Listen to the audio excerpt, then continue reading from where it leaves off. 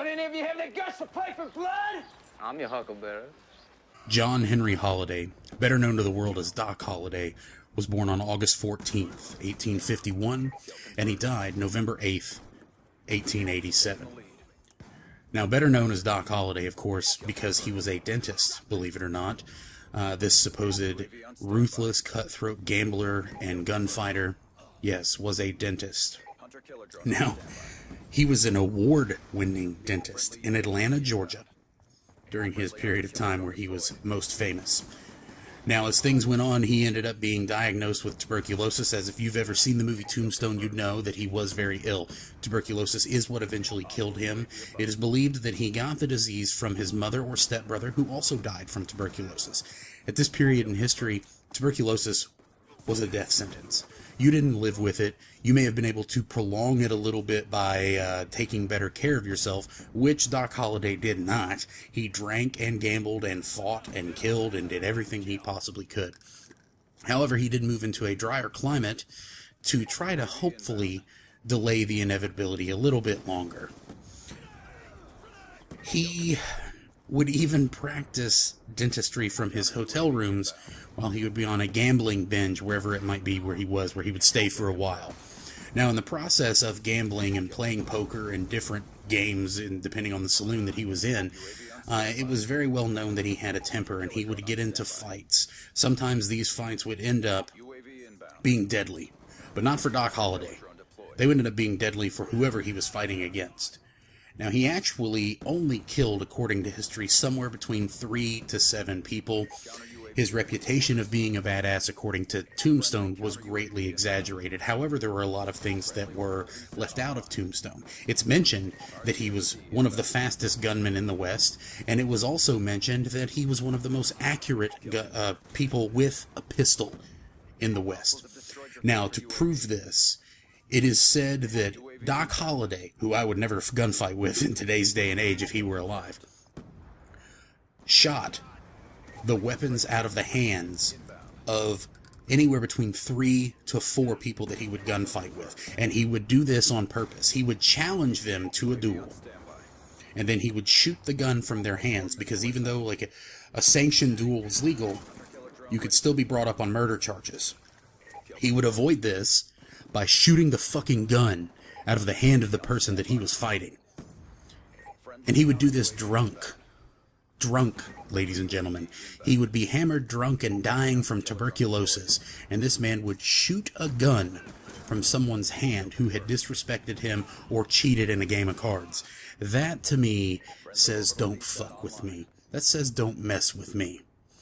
He was also known to be a very loyal friend, hence why it's shown that way in the movie Tombstone, although a lot of that thing is, of course, historically not as accurate as it probably is in real life. Okay, it's a movie, it's meant to be entertaining. But Val Kilmer played that role so well that that's how we will always remember Doc Holliday in our minds. If you have not seen Tombstone, turn this video off when it's over, click out of YouTube, and go watch Tombstone. Fantastic movie, great movie. Now, he was involved with the shooting at the OK Corral, which is what the Earps are most known for. And he would follow them anywhere. He would fight for them. He would fight with them, for them, whatever it was. He would help them with anything that they needed, anything he had any help with. Doc Holliday was arrested before Tombstone, before the OK Corral incident, 17 times. Never did any jail time. 17 times. They tried to hang him 4 times, and he managed to get away from that. He was ambushed 5 times and survived. That, to me, is total insanity. You, sir, are a fucking badass, Doc Holliday. You managed to, with a fatal terminal illness, to walk around not taking shit from anyone. If someone disrespected you or cheated you, Mr. Holliday, you killed them, you shot them, you fought them, you shot their gun out of their hand. That's insane. So for those of you out there thinking, would you fuck with Doc Holliday? I wouldn't. Not at all.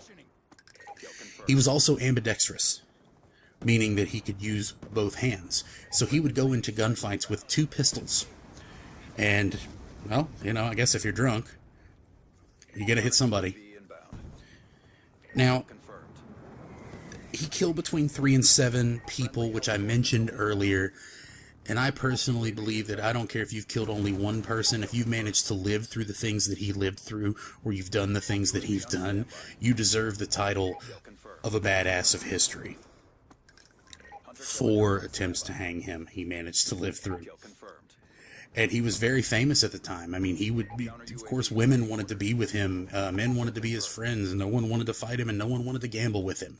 He was interviewed by reporters many times for newspapers. Most notably, he was interviewed, and this quote is my favorite quote from Doc Holliday that was unfortunately not in the movie Tombstone. He was asked, "Doc Holliday, does your conscience ever trouble you?" And he says to this reporter, and he probably did it with a grin on his face and a bit of a sarcastic wink, he says to her, "I coughed that up with my lungs years ago."